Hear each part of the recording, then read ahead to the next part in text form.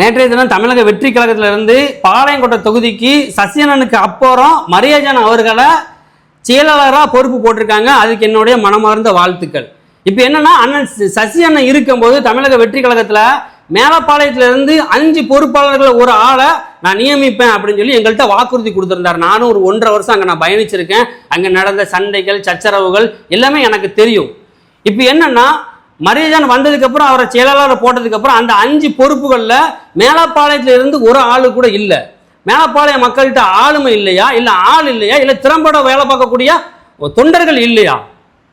உங்களுக்கே தெரியும், இந்த 2026 எலெக்ஷன்ல பாளையங்கோட்டை தொகுதியில கிட்டத்தட்ட 3 மணி வரைக்கும் 13,000 ஓட்டுகள் வித்தியாசத்துல நீங்க வெற்றியில இருந்தீங்க. 3 மணிக்கு அப்புறம் மேலப்பாளையத்து பெட்டியை திறக்கும் போது பட்டர்ஃபிளை மாதிரி மலர்ந்தது அண்ணன் வகாப் அவர்களுக்கு ஓட்டு விழுந்து அவர் ஜெயிச்சார். அப்போ கிட்டத்தட்ட 80% மக்கள் பாளையங்கோட்டை தொகுதியில் ஜெயிக்கக்கூடிய, அதாவது 80% ஓட்டாளர்கள் எந்த ஊரில் மேலப்பாளையத்தில் இருக்காங்க. எந்த வேட்பாளர் நின்னாலும் அவங்க யார் ஜெயிக்கணுங்கிறத நிர்ணயிக்கிறது மேலப்பாளைய மக்கள். அப்போ எந்த ஊர்ல இருந்து ஒரு ஆளும் அவங்களுக்கு பொறுப்புக்கு கிடைக்கல. இன்னைக்கு வேலையை விட்டுட்டு, வெட்டியை விட்டுட்டு, கண்டமணிக்கு காசை செலவு பண்ணி உங்க கூட நாய மாதிரி இருக்கிற ஆட்கள் உங்களுக்கு தெரியலையா? இந்த 5 பொறுப்புகளை உங்களுக்கு போட முடியலையா? 3 மாசம் 4 மாசத்துல வந்த ஆட்கள்லாம் நீங்க பொறுப்பு போடுவீங்களா? சொல்லுங்க. இன்னைக்கு நாய் மாதிரி நீங்க சென்னைக்கு கூப்பிட்டாலும் சரி, திருச்சிக்கு கூப்பிட்டாலும் சரி, மாநாட்டுக்கு கூப்பிட்டாலும் சரி, வேனுக்கு காசு செலவு பண்ணிட்டு, எனக்கு தெரியும் அங்க 2 பேர் இருக்காங்க, எவ்வளவு செலவு பண்ணி உங்க கூட பயணிச்சிருப்பாங்க தமிழக வெற்றி கழகத்துல. எங்க ஊர் மேலப்பாளையத்தாள்கள் உங்க ஒரு ஆள் கூட உங்களுக்கு தெரியலையா? டிஎம்கே ஏடிஎம்கே தான் செய்யுது அப்படின்னா நீங்களும் அதுதான் செய்வீங்களா? வரக்கூடிய உள்ளாட்சி தேர்தல் இருக்கு, அடுத்து எம்பி எலெக்ஷன் இருக்கு.